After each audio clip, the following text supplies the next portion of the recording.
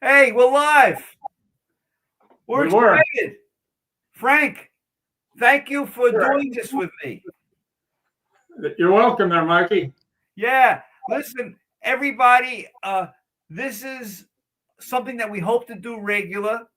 Whether there's two people watching right now or 200 and you watch it later, this is our first live streaming together, Frank and Mikey Arugula.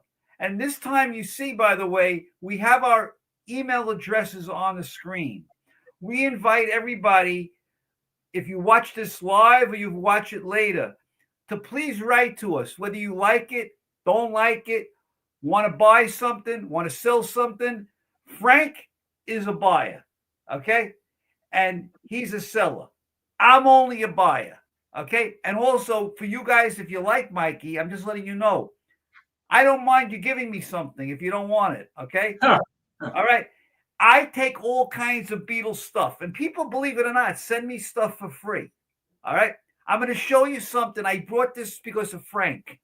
All I'm going to right. show it to you. I got this from someone who likes me. And Frank is all about records. So here you go. You've seen this before, Frank, Yeah. right? This is, it's from the 80s, but it's Sergeant Pepper. It's what was the name of this thing again?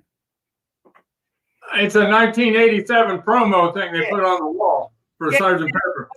It's from the 80s, but it's a company that made these. They also made Madonna ones and stuff. It wasn't a promo thing.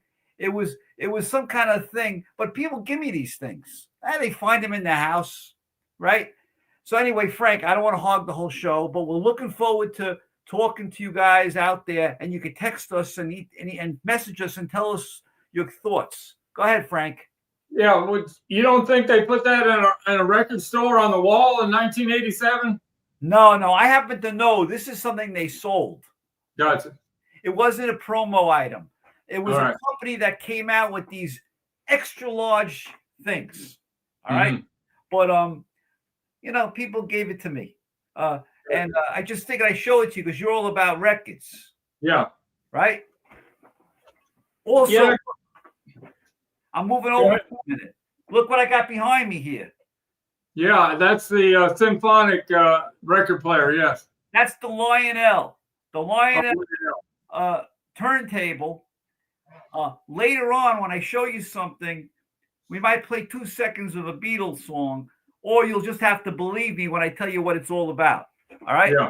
But I put that behind me. So, Frank, what are you going to show me today that I'm going to want to buy? What do you want to see? Frank, this is your baby, man.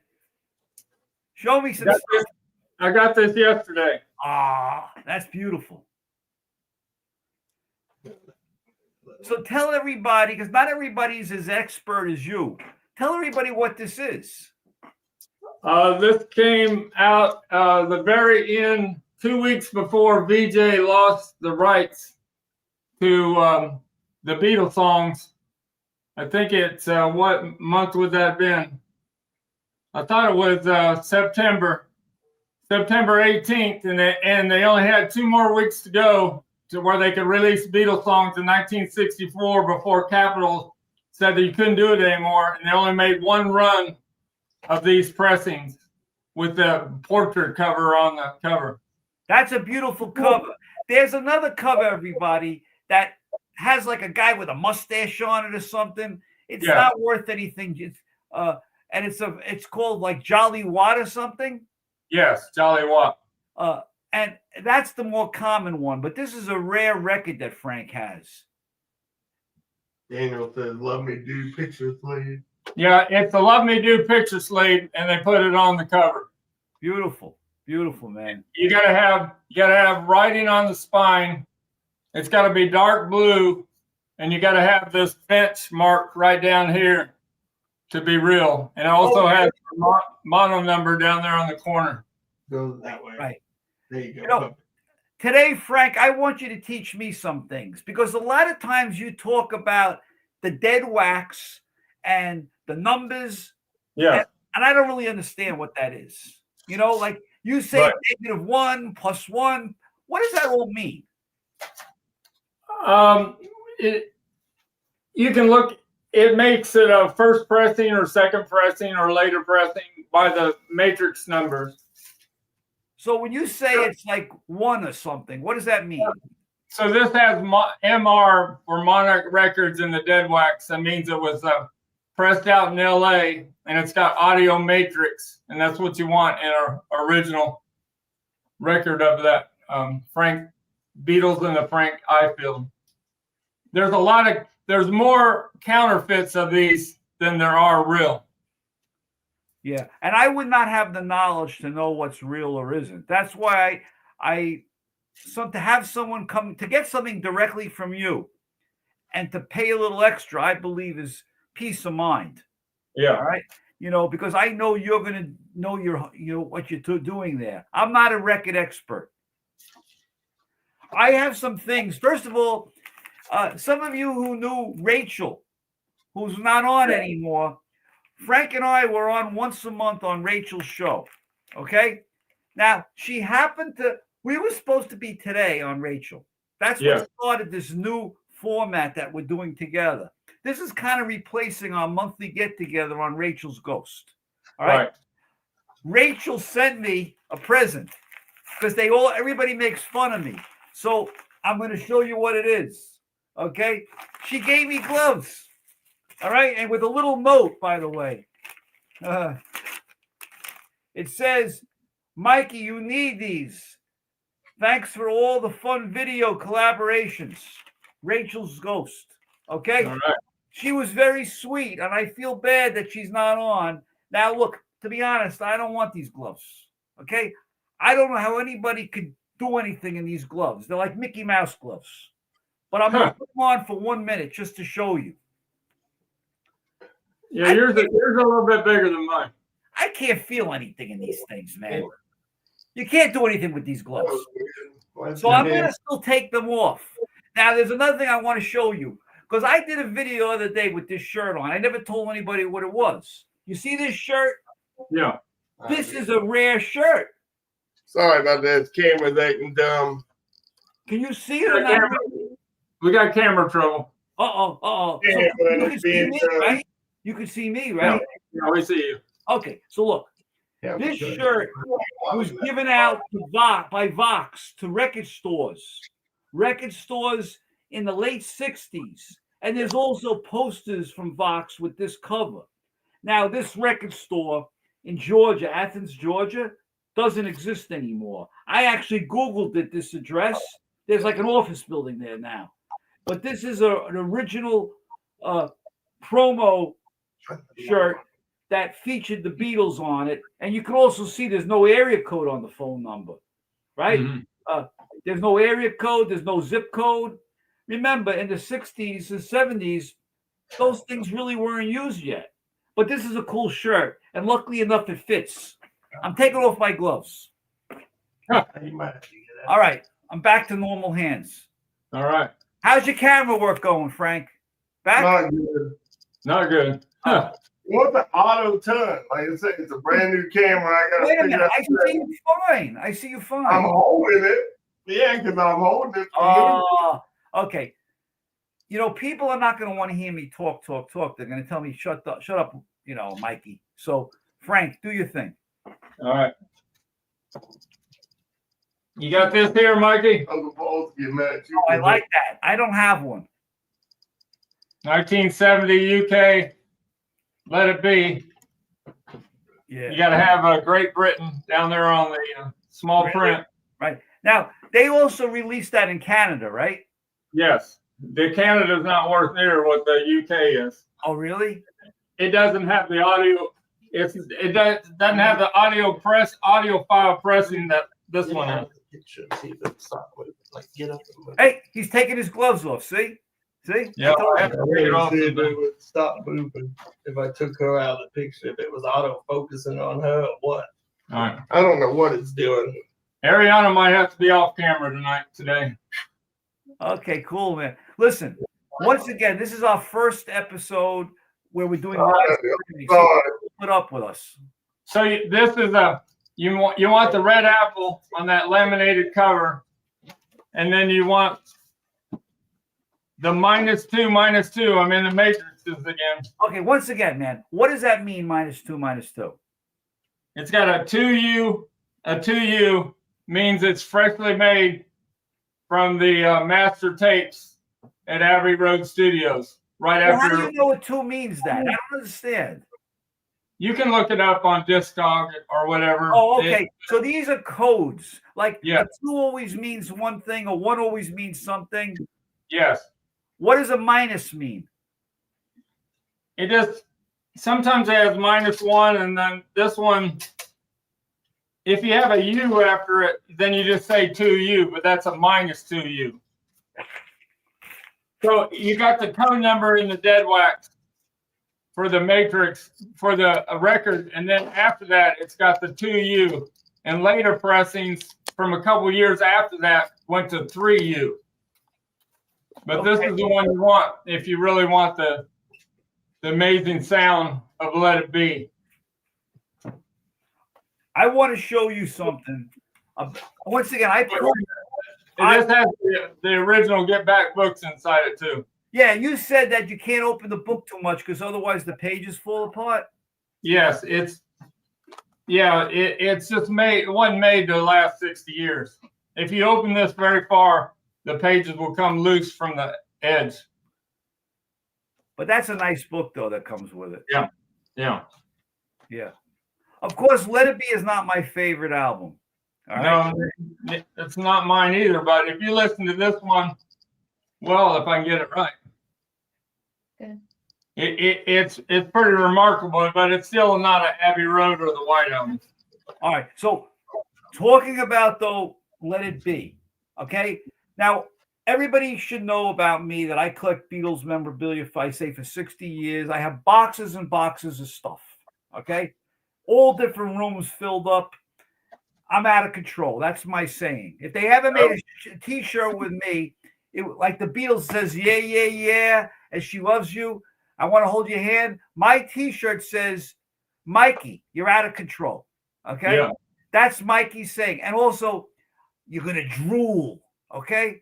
You know, so over this item. Now, this item, even Frank is going to like this. I'm going to show you this thing.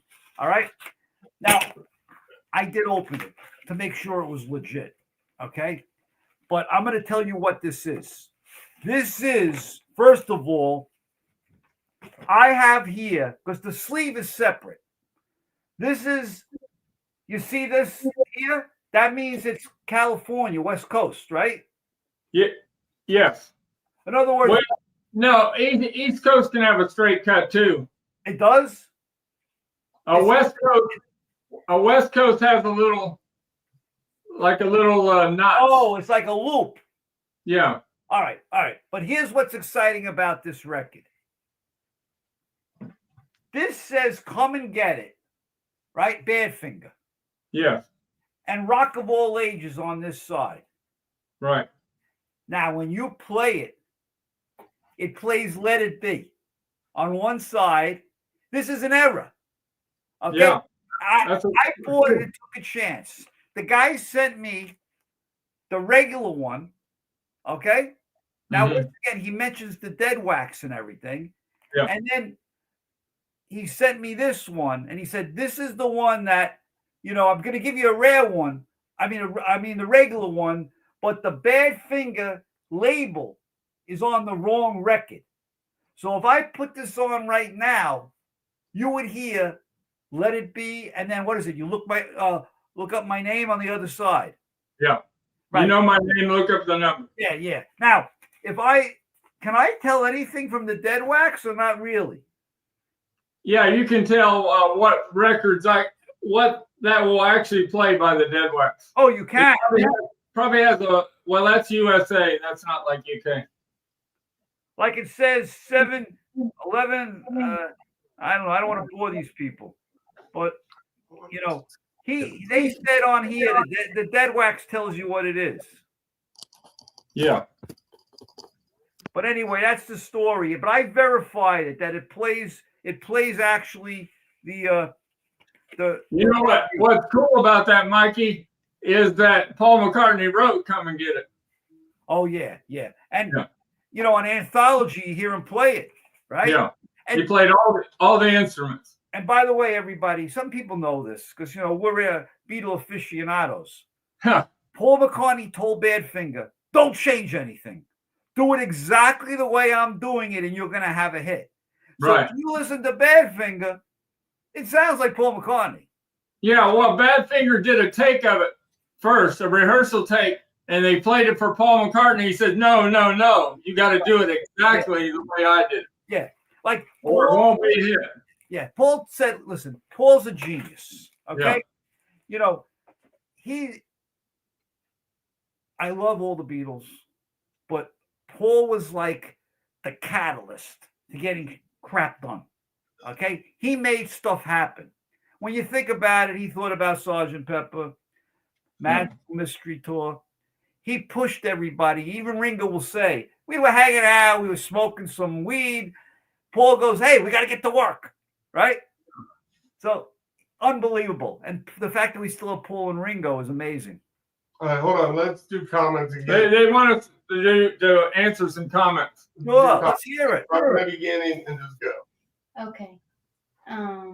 Uncle Paul said hello, Frank and Mikey. Thrilled to be here from the playhouse. Hi, Uncle Paul. Barbara said, looking forward to this episode. Polly Howitt said, hi, Polly. Good afternoon. Looking forward to your new program, Every Little Thing Beatles. Uncle Paul said, I have Playhouse t-shirts for you both on March. Mikey, please bring your t-shirt. Stream looks and sounds great, by the way. All right. We did the Love Me Do go to the Polly. Polly said, nice gift from Rachel. The one he got. Nice gift to the gloves. Yeah. Uncle Paul said earthquake in KY because the camera was shaking. Yeah, earthquake in Kentucky. Polly said, you're doing great, Travis. Daniel Castillo said it was recut before original release. Nick -2. David said 2. It is a dash, not minus. Daniel Castillo said maybe it was skipped, so they had to recut. Uncle Paul said Mikey open S box from 2000. LOL. I think he meant A box. Uncle Paul said, I do think you should have audience participation, my friends. Uncle Paul. Well, we're going to do that, Uncle Paul. Sorry, we're rookies at this. Uncle Paul said, tap cut in West. Mr. Beatles Pro said, I have a Paul McCartney CD. Mr. Tom from Mr. Pro Beatles Pros here. Yeah, we want to invite eventually other people on this thing and a lot of people. I invite Tom to come up if he wants to. Uncle Paul said, Mikey, even a trend comes to a stop. Love you all. Listen, that's why I talk too much.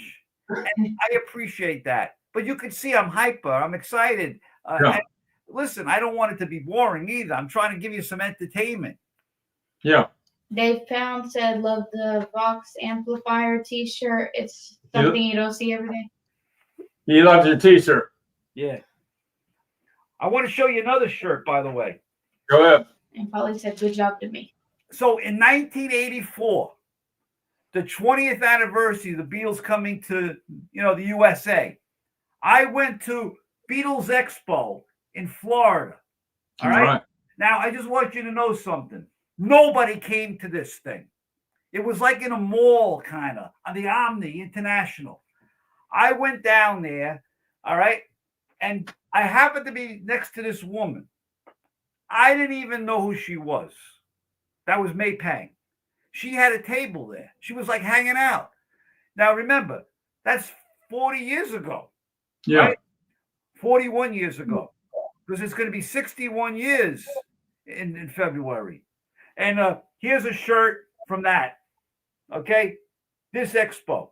On the back, it says 20th anniversary. So that's a very rare Beatle collectible show that most people didn't even go to. No one cared at 20 years, to be honest. Yeah, I went to the 76 in Philadelphia, and Alan Williams was there, and Ron Fermanek that had all the rare films, he was there. There was only about 30 people there, and Ron Fermanek took me into his, he said, come on, I want to play you something, Frank. So I got into his car, and he had a quadraphonic tape, of the Ringo album. Let me ask you something. Because you say 76. Now, was that the Mark Lapidus one in Philadelphia? No, it wasn't Mark Lapidus. Okay. Because I went to the Mark Lapidus show in Philadelphia. And when I tell you what they had in rooms, not guarded, you know the Beetle heads that go like this? The motion, yeah. Do you know that there's a super giant one of those? Like this big, man. This big. They had those, all the display items. This was the 70s. Yeah, I remember the Joe Pope Boston shows. I didn't go to that one. See, I never went to any Boston shows, and they were supposed to be good shows. Yeah, I subscribed to Joe Pope's Strawberry Fields Forever. It was a good fanzine magazine. Yeah. That expo was put on by Charles. That's the one I went to. Trip down Abbey Road. Right. Let it go. Yeah. The first time I saw Beatles Licorice Records was at the Philadelphia show. Right? And I bought. They had a whole warehouse find of these. They were from Venezuela. And at that Philadelphia show, they were selling for $20 a piece. Yeah. Yeah. But you know what? $20 then for me and maybe you was a lot of money. Yeah. I bought one. When I went to the first Beatle Fest, I guess it was 74 or whatever. 74. I had like $200, and that was a lot of money. Yeah. And I ran out of that money quick. All right. And the guy had the bobbleheads, the large ones. Okay. Yeah. He wanted like $200 for them. And I didn't buy them because that would have blown my whole wad, of money. Right. The album that you showed before, by the way, how much you selling for that? The Frankie Field one. I just got that in. That's got to be about $4,000. Yeah, it was $5. Yeah, and they were unopened. They were never opened, and they had a whole bunch of them. Okay. Yeah, I got my Beatles versus the Four Seasons there for $5. Of course, what did I do? I opened it. Okay? Was it a stereo or a mono? I don't remember. I don't have it anymore. I have another Beatles versus Four Seasons, but I think I've told this story. Along the way, I bought my first house by selling Beatle collectibles. Yes. A house in 1980 was $32,000. You know what I mean? Right. And that's in New York. All right. Those houses today are $900,000. Okay. Yeah. That's the price. It was crazy. So I needed money to buy a house, and I sold my Beatles stuff. The day after I sold it, I regretted it. Okay. And I started buying it all back. And that's what I've been doing. I've been collecting for 60 years, but the stuff I have now that I own, except for some things I never let go of, like my tickets and so I saved some things that I wouldn't sell because they were personal in nature. Like when I told you I went to Paul McCartney's farm on one of these episodes, those type of things I didn't sell. So I kept certain things, but hey, I'm on the same boat as you, Mikey. Huh. I'm talking too much then. Go ahead, Frank, take over. No, he didn't mean that. Yeah. So this is the Sgt. Pepper Nimbus Supercut. This is the third one I've had in my lifetime. Only 1,000 of these were pressed. And you talk about Paul McCartney controlling and a control freak. When you listen to this pressing here, he is all over it. Paul McCartney, you just hear him everywhere on this pressing. Yeah. The bass, the background vocals, Paul, you could tell they should have said on here, produced by Paul McCartney with the help of George Martin. That's what they should have said. However, I'm going to tell you something. When I got Sgt. Pepper's, I would skip over Within You Without You. Yeah, I would now, too. It's one of my favorite songs on that album. Okay? I know. I did not appreciate it then. My two favorite songs on that album now, for me, I'm not saying they're the best songs, but Within You Without You and She's Leaving Home. Yeah. That She's Leaving Home is such a gorgeous song. Not only the story and how they wrote it, the orchestration, the singing, the background, when John singing in the background, I guess with Paul. But That band those are my favorite songs. behind that sticky. I like to know what other people think, but I really love Within You, Without You, which has nothing to do with Paul. Right. So I have a lot of things to show you, but I want you to show me stuff. So the Band on the Run, I had a UK pressing last week. It's already gone out for $100. But you talk about a song that I never used to like. When you listen to the UK first pressing, Bluebird, I could not believe how great that Bluebird sounded on the Band on the Run 1973. Now, We Frank, did. Frank, Paul could write several jingles, but then John was only rock and roll. John was pure rock and roll. yeah, but he could also write in beautiful, like "If I Fell" is a great ballad. In My Life.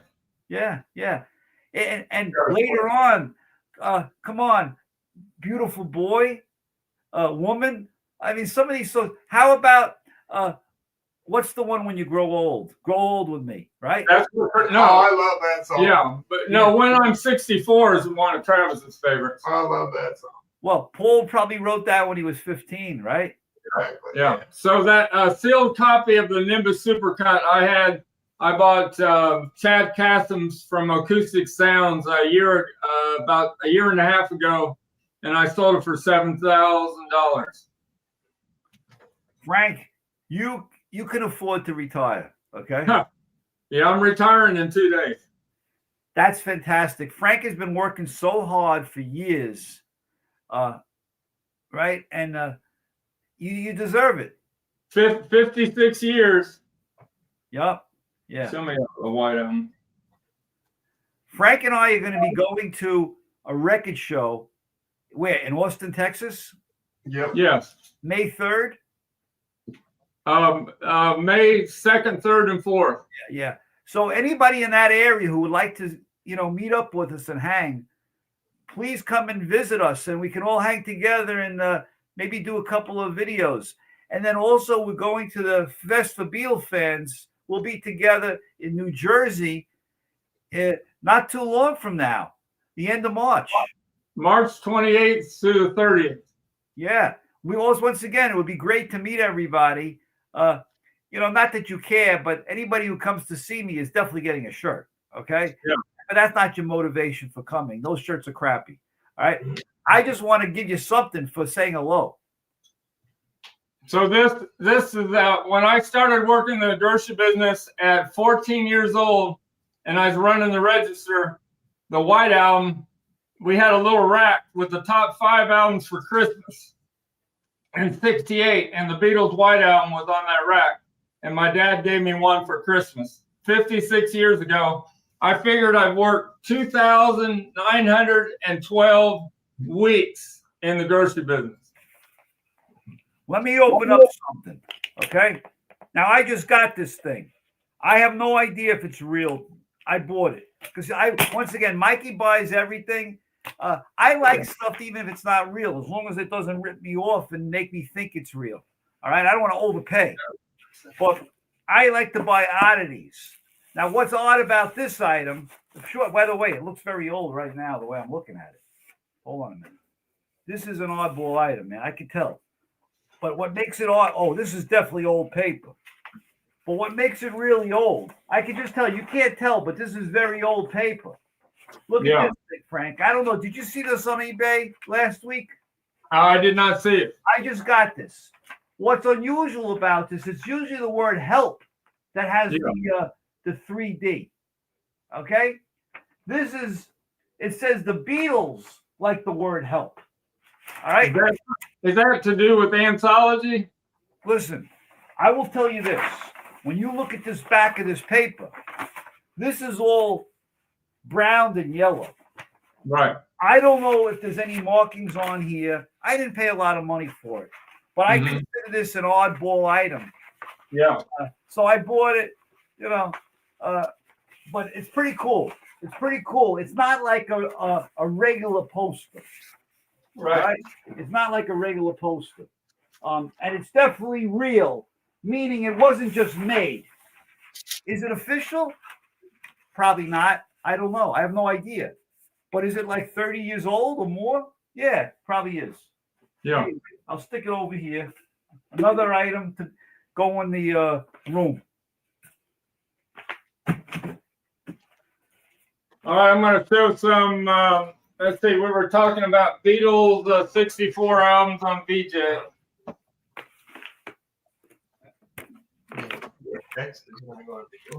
So I got the ad back that I've shown before on Rachel's channel.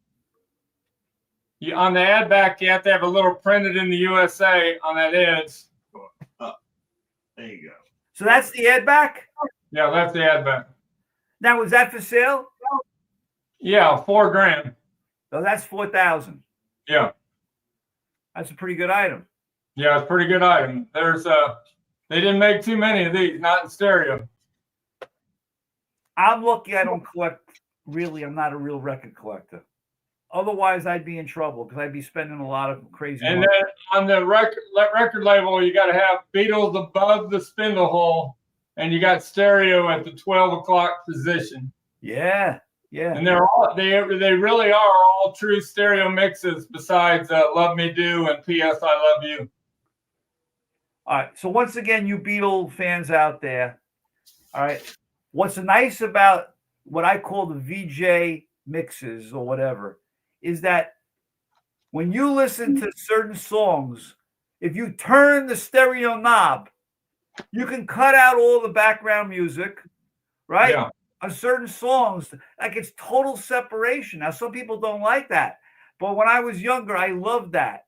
All right, that I could actually like just listen to one side of the speaker and hear the mixes in stereo. It was great.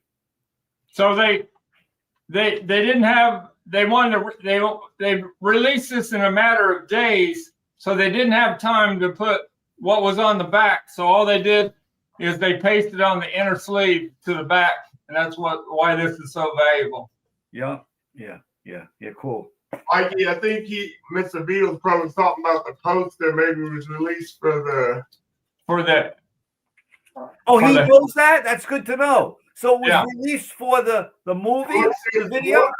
When the help was released, I guess in the 80s, he's saying that poster came out. All right, so VHS format, when it came out on VHS, you're telling me, all right, once again, I didn't pay a lot, and I knew it wasn't from the 60s, but remember, when I hear the word 80s, you're talking about 40 years already, right? There are guys out there, they don't collect anything after 60s, early 70s. I like it all. And as you might have seen in some of my other shows, even the Laserdisc today, I think is somewhat collectible because you need a Laserdisc player. There you go. There's a Let It Be Laserdisc. That's one of the rarest Let It Be or Laserdisc there is besides the Star Wars, the very first Star Wars. Now, I have it in my boxes over here. I bought it on eBay probably years ago. I don't know where it is. Okay, one day we'll open up that box. That's what the Laserdisc looked like. Yeah. How shiny that is. I loved Laserdiscs, but someone tells me the Laserdiscs deteriorate. Laser rot. Yeah. How do you stop that? It's a matter of how it was stored. That's terrible, man. Yeah. I got some crazy Laserdiscs from when I was younger. You should only know some of them are adult films. Okay. Is incredible. Yeah, that anthology laser box. Mikey showed that on a Joe Mean Mr. Mayo, didn't you? You showed the laser box. Yeah. Anyway, here's an Apple box. Okay, it's filled, but this Apple box is not filled with anything that's really too valuable because there's a lot, But it's nice to have an Apple box. But let me see what's in here. I think it's a John Lennon stuff. And I can give you the number, and somebody you can look it up and tell us what it is. The number on here is 1818. 1818 or 8181 on Apple.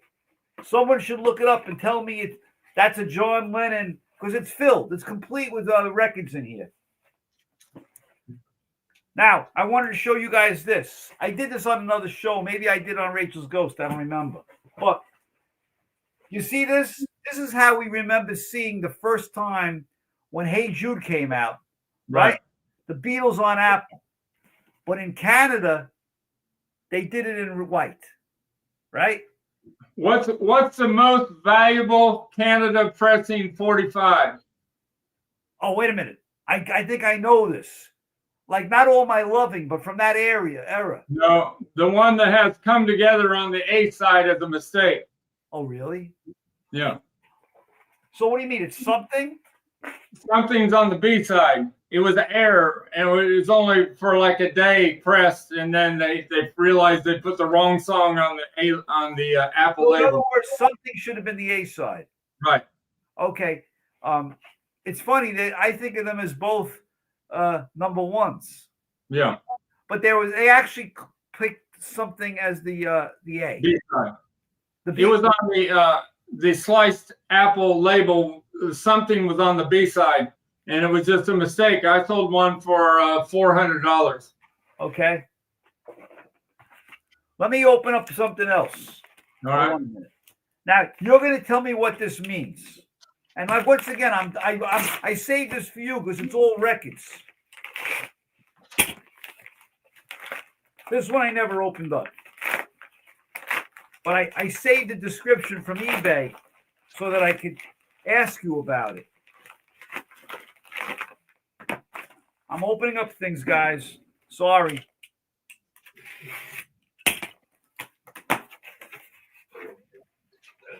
Come on, Mikey. I'm not getting any younger.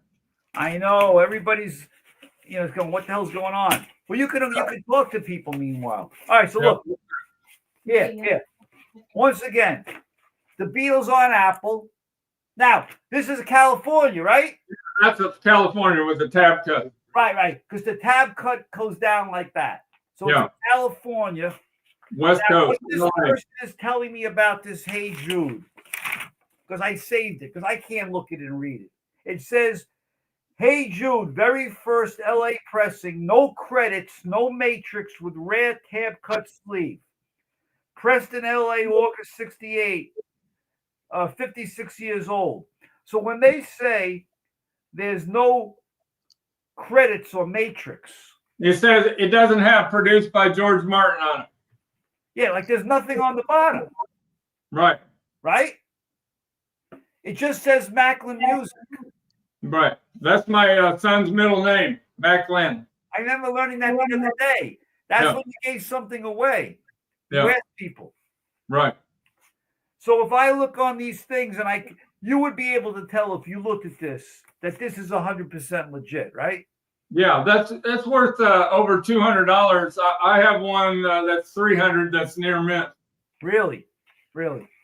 I don't even remember what I paid for it. I just thought it was a cool item. That's the very first pressing of Hey Jude in the United States. But it's California. Yes. Is that better or worse? That's better on that one. Okay, cool. All right, then I feel good. But see, I don't understand all this stuff. That's why you're the expert with the records. Travis, cool middle name. Thanks, Uncle Paul. Here's another VJ album. Introduced, they were introducing the Beatles with as many covers as they could, trying to capitalize on the Beatles. But this is a rare one with stereo on the top. Now, I happen to love that album. Okay?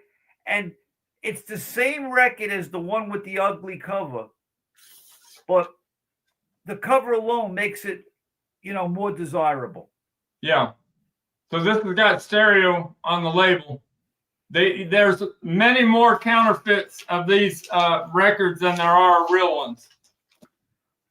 In the early 70s, they made counterfeits, and it doesn't say stories on the top. Oh, really? It says songs and pictures. I'm gonna look at mine. But what about I thought the counterfeits just didn't open. Yeah, the counterfeit didn't open, but it doesn't have stories on the front either. But are there any counterfeits that actually open? No. Oh, okay. So if it opens, you know it's real. Yes. Another thing, once again, there are a lot of people on this show that they know what I'm going to say. But I like to also, don't forget, we're trying to appeal to new collectors. So when the Beatles went on tour, they took that album and they just pasted on the bottom, Forest Hills Souvenir, right? Yeah. Wherever they played. And Perry Cox, he sells those for big bucks. Yeah. You know, it's the same album, but all it has is like a sticker on it that says souvenir of that concert. Yeah. Forest Hills or Cincinnati Gardens. Or, Yeah. Yeah. You know, as a New Yorker, I would want Forest Hills. You know, Yeah. somebody So in Cleveland. those weren't sold at that concert. They were sold a couple weeks later for people that went to the concert could buy that in their city. Yeah. Now, I want to tell you another thing about that pictures and stories. And this is because I'm old enough to know this. There's no record of this, but I'm letting you know it exists. I went into the Mays department store. That's in New York. When I was young, in the basement, there was a record store. And in that store, when that album came out, there was a bin display for that album. Mm-hmm. The bin that the albums was sitting in, a giant picture of that album, right? And no one has that promotional piece. Now, I wouldn't still have it, but I'm letting you know, I went to the store and I said, "Can I have that thing?" Because they were bringing it, they were throwing it out. Oh, Yeah. I gotta give it to you. Okay. And they threw the thing out. Okay. It's, if you asked for something in those days, they wouldn't give it to you. Now nobody knows about that thing anymore. But I remember seeing that. I opened up this thing. Let's see what's in this. There's another thing that looks like a record. That's why I pulled it. But it's not a record. Oh, here it is. Look. It's another Apple box. All right. Now, what's the number on the Apple box? No, but the point of every Apple box is different because this has the number 2276. Somebody look up 2276. That could be Hey Jude. Well, that's what I think it is. Yeah, it's supposed to be the Hey Jude box. Yeah. So that makes it more collectible, right? Right. Because they made those for solo Beatle artists too, but the ones that would be the most valuable are the ones that are related to actual Beatle releases. So I'm putting it together right now. But you see, that's how I'm telling you. Yeah. That's how they labeled the boxes. Right. Right? You had 25 copies of Hey Jude was in that box. Yeah. Now, I've shown this before, but I like to show it all the time because no one believes it. No one has this. Mr. Beatles Pro, tell me you have this. There's no way. Okay? I've never seen one. This is the Apple shipping box for a very short period of time. Okay? This is the 45s. But this is like the Apple crate. Okay? Except it's the shipping box. Yeah. For the records. That's cool. This is about as rare as you can get. It's in good shape too. Not bad. Okay? Yeah. But I'm letting you know this is an oddball piece. Okay? I think this should be in like they should take a picture of this and put it somewhere because no one's got this thing. Now, be this the Beatle Pro, if you got this, that would be a shocker. All right? Because you got a lot of stuff. Oh, I want to show you this, man. Hold on. Have you ever seen this? No. Remember you showed the talcum powder the other day? Yeah, I sold it right away for $300, but I've never seen that. No. This is the shipping box for it. There's nothing in it. Okay? Supposedly, Rick Rand, they found a warehouse find of 2 cases of those in the late 80s. Look, you see it says Beatles there, right? Yeah. You see that? That's cool. I like that. That's a weird one, right? Yeah. But not as cool as the Remco box that you got me. Right. Yeah, where's that Remco box? I'm missing mine already. I got it over here. Why, you want to see it? Yeah. I'll show it to you. Hold on. I love I that. I regret selling all 4 of those.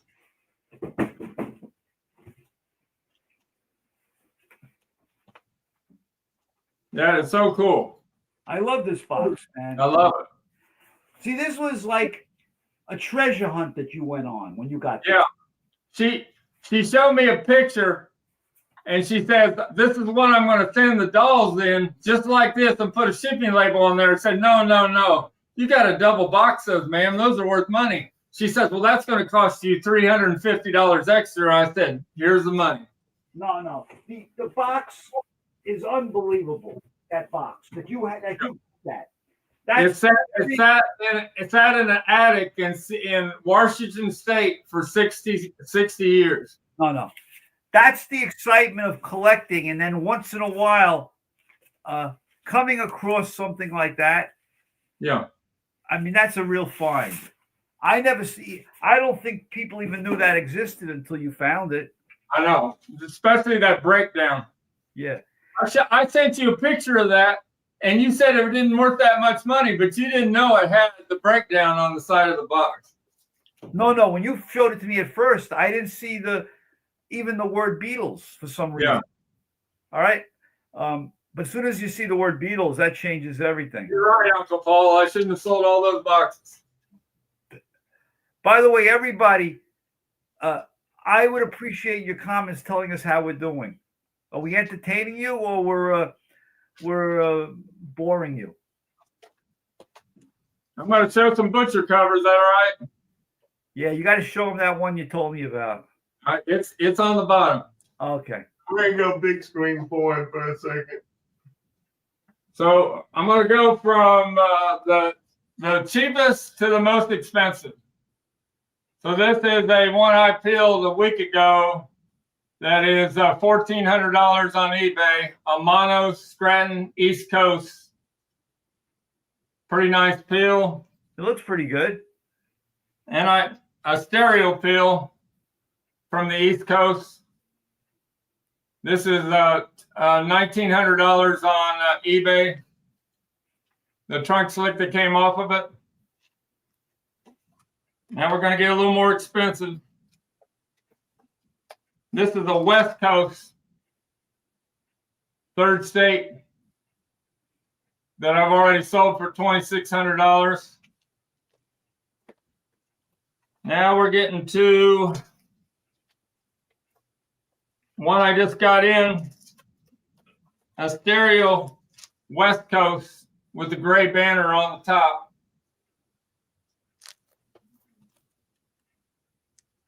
Price on that is $3,000. Excellent peel. This is a 2nd State that's on my eBay store for from West Coast for $1,500. You probably can't see Ringo's V-neck, but in person you can see it real easy. You see it a little. You can see it. I not see the little. And then this is my sealed 2nd State from the West Coast. You have to have the right lighting, but Ringo's V-neck is right there. How much is that one? This is $7,000. That's a nice one, man. And this is the one I got yesterday that's not for sale. A 1st State. That's still in the factory shrink at East Coast, 1st State. Yeah. And Frank, who told you not to sell it? You did. Yeah. Don't sell it. You got to keep a couple of things for yourself. Yeah. All right. Number 2 from East Coast. You can see the factory breathe holes. And there's 2 on the back. You can see the factory breathe holes. They got a little bit of foxing. But you want to see a little bit of age because they make fakes of these things. Yeah, no. That's a beautiful item. And, you can't find those too often. No. 1st State never had a trunk slick pasted over it. No. And that means the image has got to be really clear. Yeah, it is. Let's see how close I can show them. Yeah, no, that's awesome. Got the purple banner on top, the way the East Coast are. And it's got a real nice stereo pressing from the East Coast to match it. Brad's asking, how much would the first tape be worth if you did sell it? Close to 20 grand.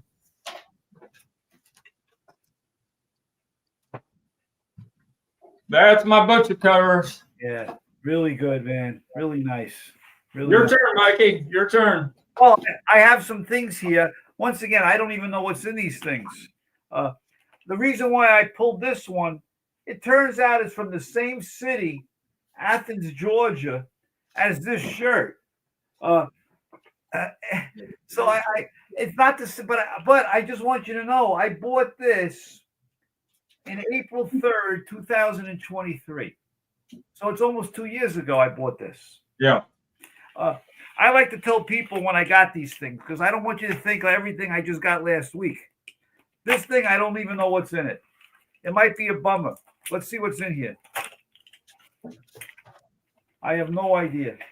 And I hope I don't ruin it by opening it.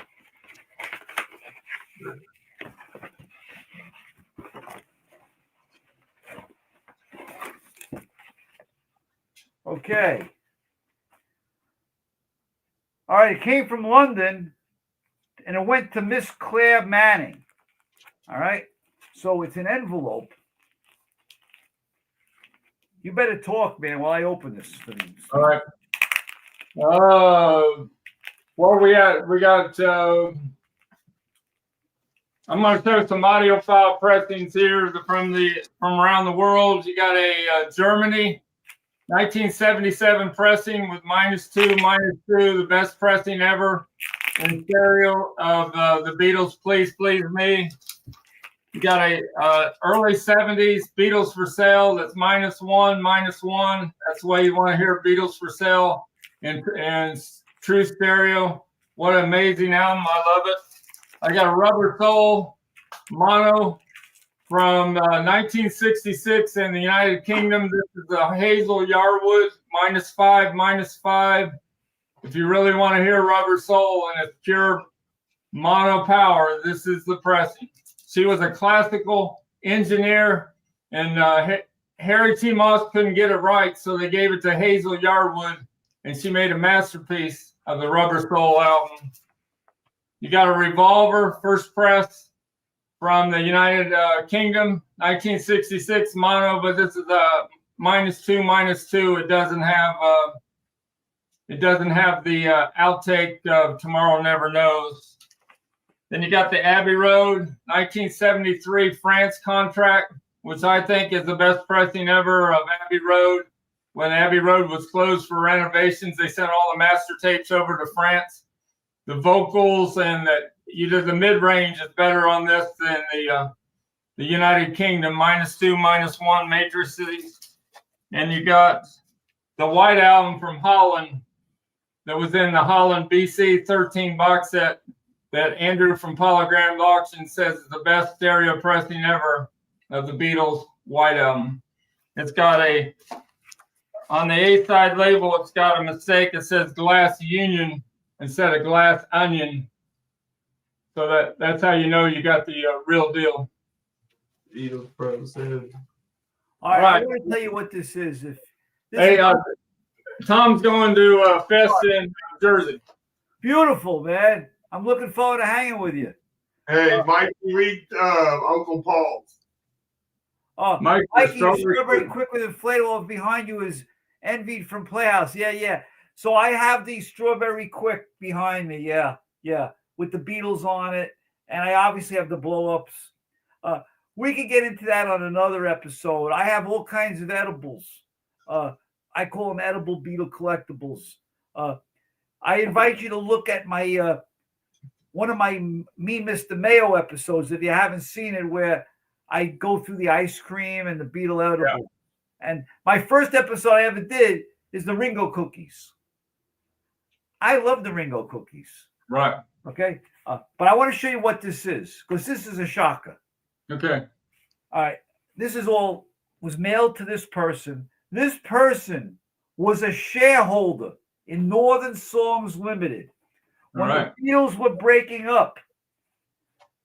Harry Alsberg and Company Limited, on behalf of John, Paul, George, and Ringo, but it says Richard Starkey, the Beatles, Subfilms Limited, Apple Corps, and Macklin Music are offering to buy back your shares of 1 million ordinary shares at 2 shillings each.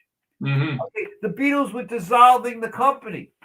Okay, this is the legal document that was sent to shareholders. Northern Songs, and I don't really know. It was probably a publicly traded company in England. All right, and so think about it. The Beatles technically were public. Right. Okay, they were dissolving themselves, and they were buying back the shares of the publishing rights or whatever. This is a whole, like a stock offering document that has to be sent out to shareholders. This is the envelope. This is a pretty cool item. Yeah. I'm an accountant, so like I have in the other room, I have a George Harrison check that he signed. Mm-hmm. I like legal documents, and this is a pretty cool. I like that. I like that. Yeah. A Beatles. I don't do too much memorabilia, but I got a Beatles flip your wig game. I always try to find one that doesn't have wear there on there because these were never factory sealed. They just put a price tag at the end, $1.29 or whatever, and that's the way they sold to the store. Yeah. But that's got no corner splits. Frank, nice what that was factory sealed though was the little box. Yeah, the only thing was factory sealed was right there. Yes, correct. Yep. I've had one before that was factory sealed in there, and I think Fab Four Collectibles bought it from me, and then they sold it for a ton of money. Yeah, I remember playing that game. Not a great game, but it had the Beatles on it. It was a board game. Just collecting board games is a whole nother thing. Yeah. There are people that just collect the boards. All right, you're up, Mikey. I got another box to open. We're really opening a lot of boxes today. There you go while he's opening something. All right, I got some Led Zeppelin pressings, audiophile. I got the turquoise, another turquoise from '69, the one that had the wrong color. The band hated that. And the movie is coming out February 7th of Becoming Led Zeppelin at IMAX theaters. Greg Frio in California already went to the premiere of it. He says the sound is amazing, the bass and everything in this documentary of Led Zeppelin. And then you got the Led Zeppelin 2, the RL Hot Cut with the hype sticker for a whole lot of love on there. And you got to have a dead wax. The dead wax on side 2 has got to be real narrow because they put so many bass grooves, and that's why it got it got stopped real quick, and they had to remaster it and quiet it down. But that's the one everybody wants. And then you got a House of the Holy from Germany that uses the Robert Ludwig cut. So that's my Led Zeppelin moment. All right. I just want to address Daniel. Yeah, the pinball machine is good. Okay, and I'm going to be featuring that on my next episode with Mr. Mayo. All right. All right. I'm going to do something that's called Too Big, and I appreciate you mentioning. But I want to talk about Zeppelin. Mikey just don't like the Beatles. Okay, I love the Beatles, but I was a Zeppelin nut job too. I saw Zeppelin when Zeppelin 2 came out at the Madison Square Garden. All right. I love Zeppelin music, and I can't wait to go see that movie also. Did you go to the Madison Square Garden in 1973 when they filmed Song Remains the Same? No. I missed that whole era of that part. All right. Yeah. No. Well, when you say they filmed that was after Zeppelin 2, right?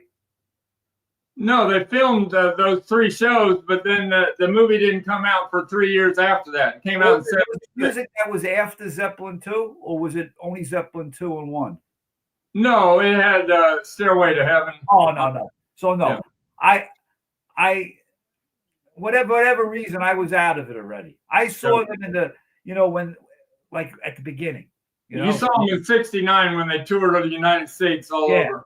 Yeah, I saw them when Zeppelin 2 came out. That's all I remember. All right, and I didn't have good seats. I was just there. And I was probably stupid. I didn't wear my glasses. I probably couldn't even see anything. And remember, once again, for you younger people out there, there were no screens to watch if you had crappy seats. Okay, you had to use binoculars to see them. So Abbey Road came out in late September of 1969. 3 weeks later, Led Zeppelin 2 came out. Yeah. It was like passing the baton on from one group to the next. And it was a totally different sound and experience. Yeah. Different. But Zeppelin 1 and Zeppelin 2 are unbelievable albums. And as a guitar player, because I played guitar like everybody in the 60s and 70s, to learn Jimmy Page's licks. Yeah. Now, once again, if you're not a guitar player, this is a pretty cool fact. The turntables in the old days, today on YouTube, you can learn how to play any guitar part. They'll teach you how to play it. You can slow it down using electronics. But by the way, Frank, did you play any instruments? No, I tried playing. I had piano lessons, and I was going to play organ in a garage rock group, and we only had like 3 practices, and then we gave up. Okay, so I don't know if you know this, but on an old turntable, you had 16, 45, 33, 45, and 78. When you go from one speed to another, it lowers it exactly an octave, meaning it's the same notes. So to learn a guitar solo, if you're a guitarist, you would put the 33 on, okay, and lower it to the 16 speed. Okay, it's playing at half speed. It's the same note, but it's in slow motion, and you can learn how to play the solo. And then you have to build up your chops and play it faster. Yeah. That's how we did it in the old days. Now you watch YouTube, the guy shows you how to play it. Right. But anyway, oh look, there was another thing in here. What the hell? I just opened this thing, right? What did I open? Did I open this one already? This is another thing. I think I had this already. I must have bought 2 of these. Oh boy. All right, hold on a minute. Frank, you better talk again. I'm opening stuff. All right, Rolling Stones. We got a factory seal, 1969, first press of the Rolling Stones Let It Bleed in the United States with a hype sticker that says Rolling Stones poster included, full color. That is on my eBay store, Stickermania 2853, and we got a factory sealed Emotional Rescue that has the poster. It's not that rare, but what makes it rare is this hype sticker right here for She's So Cold and Emotional Rescue. And look on the back there, you got Mick Jagger there in a beard. Yeah, right there. There's Mick Jagger with a big old beard. And then here's something that Mikey might like. There's some girl. In other words, the other day Frank showed this on Saturday night or whatever. I said, I want that. I got to send you the money. So Mikey's going to buy this from me. It's signed by Mick Jagger, Keith Richards, Ronnie Wood, and Charlie Watts up here. Frank, don't tell them what I paid for it because it's a bargain. Yeah, I know. They're going to yell at you. They're going to yell at you for selling it to me. Okay? Yeah. They're already giving me heck in Louisville, and I sold it to you. No. That is like a no-brainer. I got to be an idiot not to buy that thing. Yeah, look. This is what was in there. Nothing great. I got so many of these. I keep forgetting I bought them. This is a junky billfold. Uh-huh. The Beatles are on it with Elvis Presley. That's pretty cool. Who's on the back? What? Who's on the back of it? Yeah, Sean Connery and Cliff Richard. Cliff Richard, all right. It's junky, man. Junky. I don't even know why I bought it. Okay? Like I said, I buy everything. As long You as know, that's one reason that they didn't release Beatles right away in America is because Cliff Richard didn't sell in America. So they said if Cliff Richard didn't sell in America, how are the Beatles going to sell in America? do you know? I don't even know who Cliff Richards is. I know the name. I can't name anything the guy did. Would I know the song? Name a song he did. Well, he had Maybe he doesn't even sing. Maybe he's just an actor. What is he? no, he had some singles. They were big in the UK, but it didn't translate to the United States. No, I don't know Cliff Richards. I know the name. He had a big hit in the 70s or 80s. Somebody might know it out there. You know, it's Christmas, Ocean View, Devil Woman. Devil Woman. You've heard Devil Woman. Yeah, the Devil Woman was a big hit. I don't know it. 1976. I don't know it, man. Listen, Frank, what I'm opening now, I remember what this is. You've had this. You didn't sell this one to me, but I bought it. I bought it from one of your buddies. Hold on. Which buddy did you buy it from? Rockaway Records. All right. Oh, just so you know, when did I buy it? Oh, this year, in May of 24. There He you go. has a lot of these things, so I didn't pay a lot for it, Gotcha. but I wanted it. Can you tell what it is by me holding it up? It looks like it might be a banner that went in a store. I don't know. You'll know, because I know you've had these. Hold on.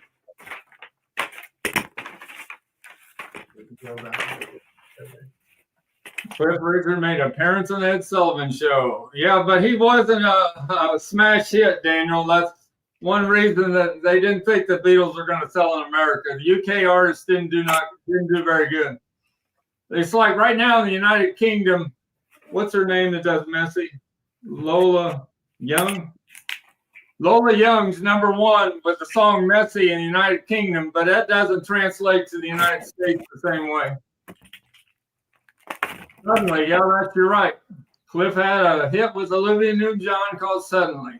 Oh, the Help Band-Aid. That's pretty cool, the big one. Yeah, but these are out there. But, Yeah. you know, I wanted to get one before they disappeared. But somebody must have had a stash of these. Yeah. But this is 100% legitimate, okay? This is a promotional piece for when the Help album came out. All right? I've had the little Band-Aids before, but I've never had the big one. But you had this. Yeah. No. I And did have it. You know more about what I did. I think you had them. But the ones that are not real, which I also like. Once again, I'm a member of this Beatlebelia Facebook group. Yes. They have little help whistles and a help Band-Aid container Right. package. No. They're not real. No. But they were made in the 70s.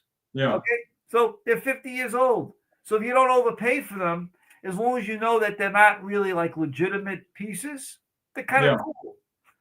But the Band-Aids are real, and this is real. Yeah. All right. Here's my Chapel Roan moment. She's going to be on the Grammys Sunday night, February 2nd. And she's going to perform. This is a signed album by Chapel. It's really hard to get her signature. There she is, signing those album covers there at Universal headquarters in LA. But I had a signed CD of hers when she was 16 years old, and it said Kaylee Rose on the signed CD, and I sold it for $1,800 to a buyer in Germany. Where is she from? Do you know?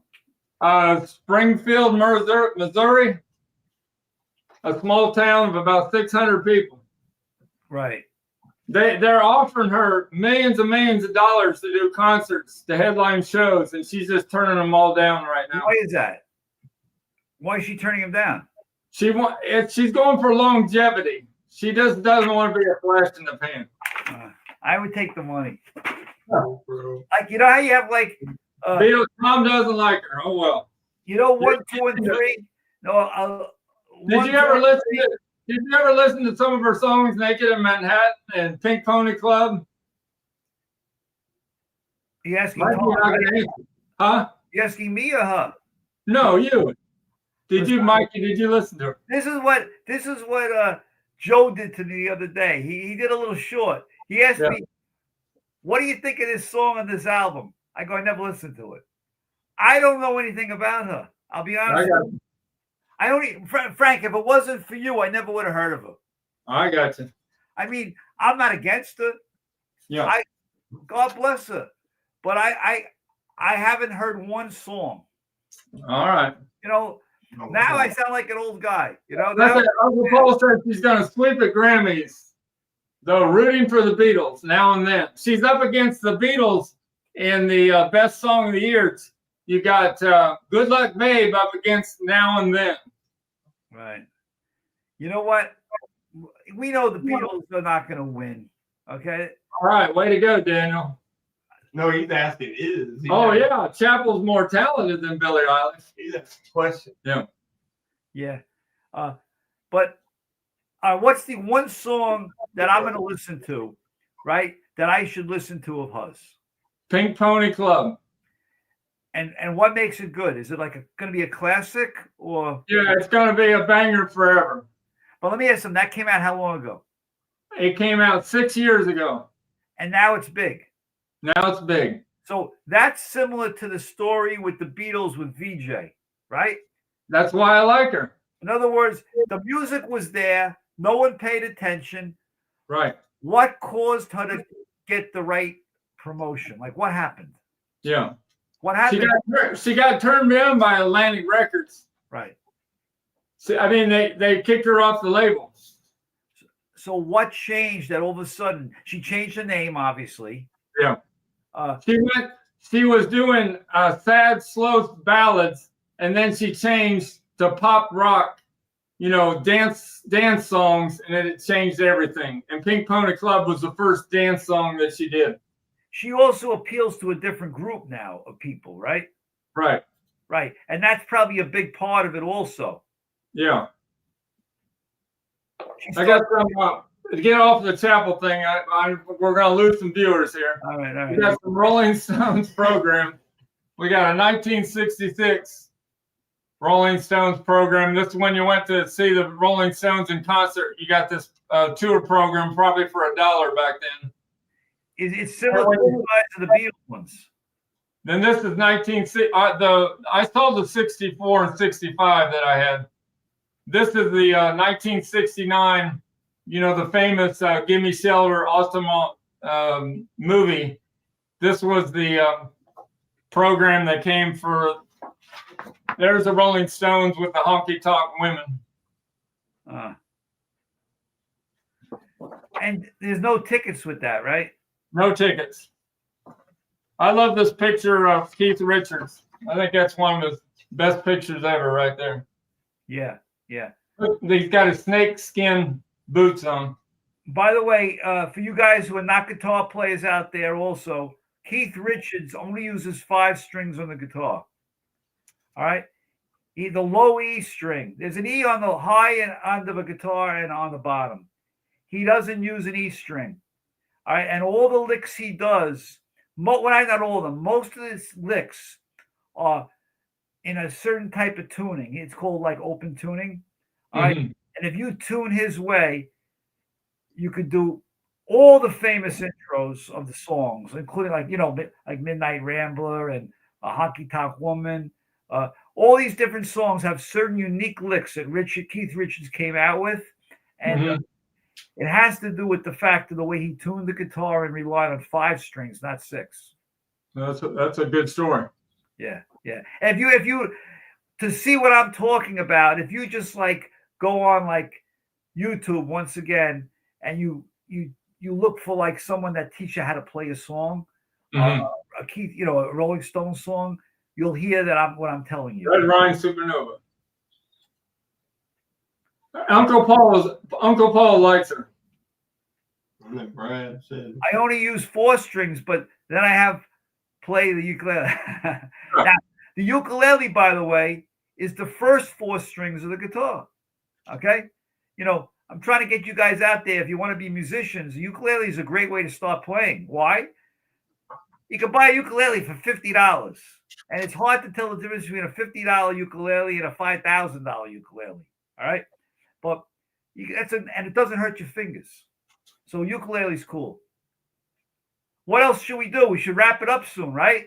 Yeah, wrap it up. They got this John Lennon in his own right, the very first pressing that had the hype sticker for the writing Beatle up there on the top.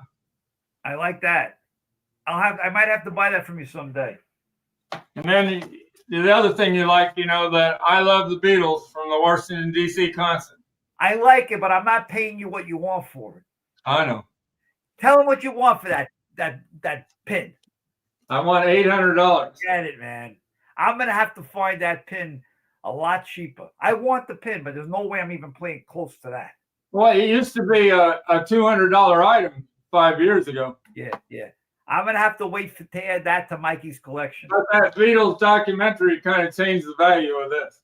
Yeah. Because in the Washington, D.C. concert, you see the girls, about 1,000 of them wearing this button. I just want to show you what I paid $800 for to compare it. Look at this, man. That's pretty cool. This is the RC Cola with the Beatle ad to get tickets if you send in the potato chip and the cap from the soda. Okay? This is an unbelievable item. I sold the top half of that the other day, Mikey, for $177. It's missing the mail-in for it, but I yeah. You got it for only $100 some odd dollars? I sold it for $177, just the top piece. Remember you say I didn't have the bottom mail-in offer. It looked a little different than that. Yeah. It might have been a little different. Yeah. That's a rare item. It's from Canada, Toronto, I think. Yeah.